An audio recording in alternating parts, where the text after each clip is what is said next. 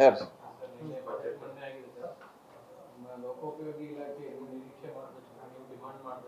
ಕೊಟ್ಟಿದ್ದಾರೆ, ನಾವೇನು ಕೇಳಿದ್ದೀವಿ ಅದನ್ನೇ ಕೇಳಿದ್ದೀವಿ. ಬ್ರಿಡ್ಜಸ್ ಕೇಳಿದ್ದೀವಿ ಭಾಳ.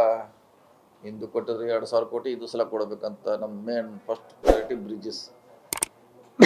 ಕಳೆದ 20 ವರ್ಷಗಳಲ್ಲಿ ಯಾವುದೇ ಸರ್ಕಾರ, ಹಿಂದಿನ ನಮ್ಮ ಸರ್ಕಾರ ಹಾಗೂ BJP JDS ಸರ್ಕಾರದಲ್ಲಿ ಬ್ರಿಡ್ಜಸ್ಗೆ ಪ್ರಾಮುಖ್ಯತೆ ಕೊಟ್ಟಿರಲಿಲ್ಲ. ಲಾಸ್ಟ್ ಟೈಮ್ ನಾವು ಬಂದ್ಮ್ಯಾಗ ಸರ್ವೆ ಮಾಡಿದ್ಮ್ಯಾಗ ಬ್ರಿಡ್ಜಸ್ ಭಾಳಷ್ಟು ಅವಶ್ಯ ಕೂಡ ಇತ್ತು. ಹೀಗಾಗಿ ಲಾಸ್ಟ್ ಟೈಮ್ ಕೂಡ CM ಅವರು 2,000 ಕೊಟ್ಟಿದ್ರು. ಸೊ ಅದನ್ನೇ ಕಂಟಿನ್ಯೂ ಮಾಡಂತ ನಾವು ಹೇಳಿದ್ವಿ. ಮತ್ತು ಆ ಸ್ಕೀಮ್ ಕಂಟಿನ್ಯೂ ಮಾಡಿದ್ದಾರೆ. ಸೊ ಇನ್ನು SSTP ಇದೆ, KCP ಇದೆ, ರೆಗ್ಯುಲರ್ ಸ್ಕೀಮ್ನಲ್ಲಿ ದುಡ್ಡು ಕೊಟ್ಟಿದ್ದಾರೆ. ಸೊ ನಮ್ಮ ಇಲಾಖೆಗೆ ಪರವಾಗಿಲ್ಲ, ಚೆನ್ನಾಗಿ ಕೊಟ್ಟಿದ್ದಾರೆ. ಕಳೆದ ಸಾರಿ ಕಂಪೇರ್ ಮಾಡ್ರೆ ಹೆಚ್ಚಿಗೆ ಇದೆ ಈಗ. ಸೊ ಹೆಚ್ಚಿಗೆ ಕೊಡುವಂಥ ಪ್ರಯತ್ನ ಮಾಡಿದ್ದಾರೆ. ಸೊ ಇಷ್ಟು ದುಡ್ಡು ಕೊಟ್ಟರೆ ನಾವು ಮ್ಯಾನೇಜ್ ಮಾಡ್ಲಿಕ್ಕೆ ಸಾಧ್ಯ ಆಗ್ತದೆ.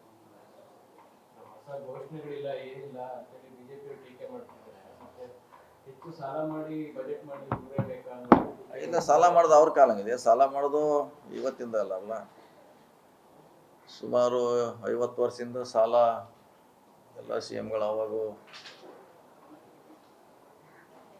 10 ಕೋಟಿ ತೊಗೋಬೋದು. 10 ಕೋಟಿಯಿಂದ ಇವತ್ತಿಗೆ ಹೆಚ್ಚು ಕಮ್ಮಿ 70,000 ಕೋಟಿಗೆ ಬಂದು ನಿಂತಿದೆ.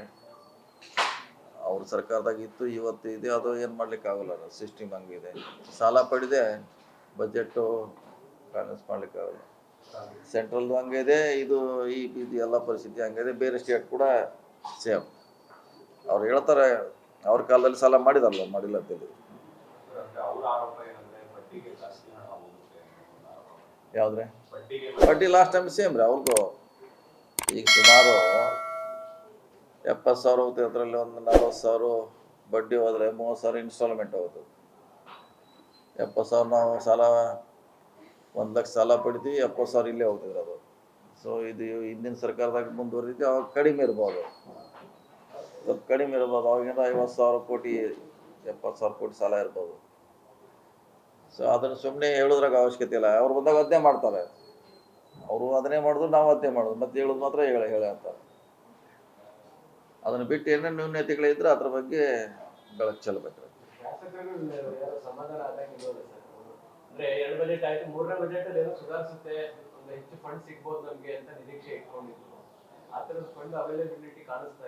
ಅವರು ಬಜೆಟ್ ಬುಕ್ನಲ್ಲಿ ನಮ್ಮ ಊರ ಹೆಸರು ಬರಬೇಕು, ಜಿಲ್ಲೆ ಹೆಸರು ಬರಬೇಕಂತ ಅವ್ರು ಹೇಳೋದು. ಈಗ ನಮ್ಗೆ 2,000 ಕೋಟಿ ಬ್ರಿಡ್ಜಸ್ ಕೊಟ್ಟಿದ್ದಾರೆ. ಅದು ಹೆಚ್ಚು ಕಮ್ಮಿ 80ರಿಂದ 100 ಶಾಸಕರು ಕವರ್ ಆಗ್ತಾರೆ ಆ ಬ್ರಿಡ್ಜಸ್ನಲ್ಲಿ. ಆಮ್ಯಾಗ ಬರ್ತಿದ್ದಾರೆ ಹೆಸರು, ಈಗ ಬಂದಿಲ್ಲ. ನಮ್ಮದೇ ಉದಾಹರಣೆ. ಈಗ ಆಮೇಲೆ KCPನಲ್ಲಿ ಸುಮಾರು ಒಂದು 60 ಜನ ಶಾಸಕರು ಕವರ್ ಆಗಿದ್ದಾರೆ. ಊರ ಹೆಸರು ಬಂದಿದೆ, ಅಲ್ಲಿ ಶಾಸಕರ ಹೆಸರು ಬಂದಿಲ್ಲ, ಅಂದರೆ ಕಾನ್ಸ್ಟಿಟ್ಯೂನ್ಸಿ ಬಂದಿಲ್ಲ. ಅದರಲ್ಲಿ 60 ಕಾನ್ಸ್ಟಿಟ್ಯೂನ್ಸಿ ಕವರ್ ಆಗ್ತದೆ. ಸೊ SSTP ಅಂತ ಎಂಟೈರ್ 200 ಕಾನ್ಸ್ಟಿಟ್ಯೂನ್ಸಿ ಕವರ್ ಆಗ್ತದೆ. ಸೊ ಅವ್ರು ಕೆಲವರು ಅದು ನಮ್ಮ ಊರು ಬರಬೇಕಾಯ್ತು, ಈ ಸ್ಕೀಮ್ ಬರಬೇಕಾಯ್ತು ಅಂತ ಹೇಳ್ತಾರೆ. ನಂತರ ನಾವು ಅಲಾಟ್ ಮಾಡಿದಾಗ ಅದು ಅವ್ರ ಕಾನ್ಸ್ಟಿಟ್ಯೂನ್ಸಿಗೆ, ಜಿಲ್ಲೆಗೆ ಹೋಗುತ್ತೆ.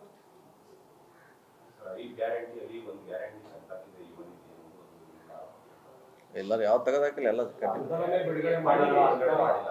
ಅದನ್ನೇ ಅಲ್ಲ. ಅದು ನಿಮ್ಗೆ ಗೊತ್ತೇ ಇದೆ. 2 ತಿಂಗಳು 3 ತಿಂಗಳು ಡಿಲೇ ಆಗಿ ಪೇಮೆಂಟ್ ಮಾಡ್ತಾರೆ.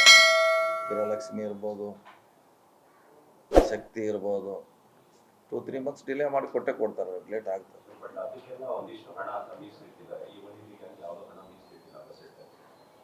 ಇಲ್ಲ, ನನಗೆ ಅದ್ರ ಬಗ್ಗೆ ಐಡಿಯಾ ಎಲ್ಲ ಕೊಡ್ತಾರೆ. ಇಲ್ಲಿ ಕ್ಯಾನ್ಸಲ್ ಅಂತೇಳಿ ಹೇಳಿಲ್ಲ, ನಾವು ಕ್ಯಾನ್ಸಲ್ ಅಂತೇಳಿ ಎಲ್ಲ ಕೊಡ್ತಾರೆ.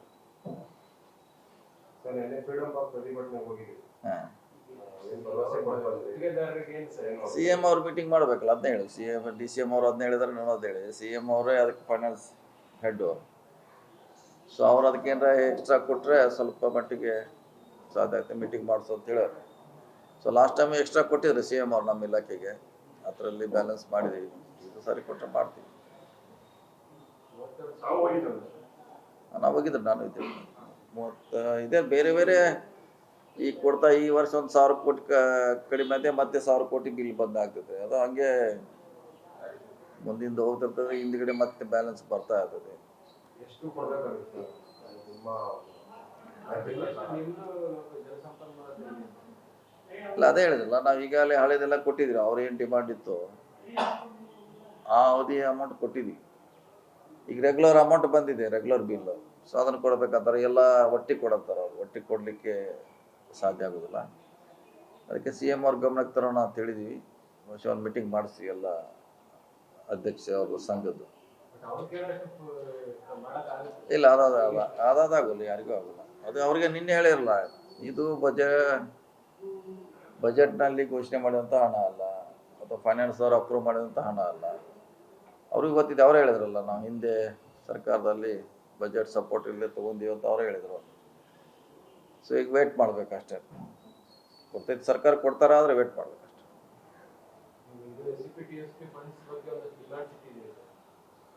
ಅದು ಪರಿಷತ್ನಲ್ಲಿ ಈಗ ಅಲಾಟ್ ಮಾಡಿದ್ರೆ ಜನರಲ್ ಆಗಿ 44,000 ಕೋಟಿ.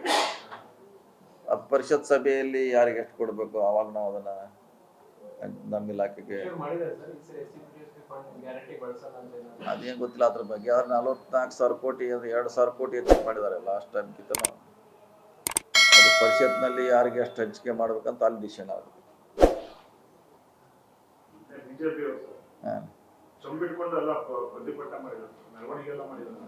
ನಮ್ಮ ಕೇಂದ್ರ ಸರ್ಕಾರ ಆದಾಗ ನಾವು ಚಂಬಿಡಿದ್ರು ಅಷ್ಟೇ. ಎಲ್ಲ ಚಮ್ಮತ್ತಿ ಪಿಕ್ಸ್ ಅವು ಅದು ಹಿಡಿದು ಅವ್ರು ನಾವು ಕೇಂದ್ರದಾಗ ನಾವು ಹಿಡಿತೀವಿ, ಕರ್ನಾಟಕ ಏನೋ ಕೊಟ್ಟಿಲ್ಲ ಅಂತ ನಾವು ಹಿಡಿದಿದ್ವಿ. ಈಗ ಅವ್ರು ನಮ್ಗೆ ಹಿಡಿತಾರೆ. ಹಂಗೆ ವಾದ ಪ್ರತಿವಾದ ಇದ್ದೇ ಇರ್ತದೆ, ಏನು ಮಾಡ್ಲಿಕ್ಕಾಗಲ್ಲ.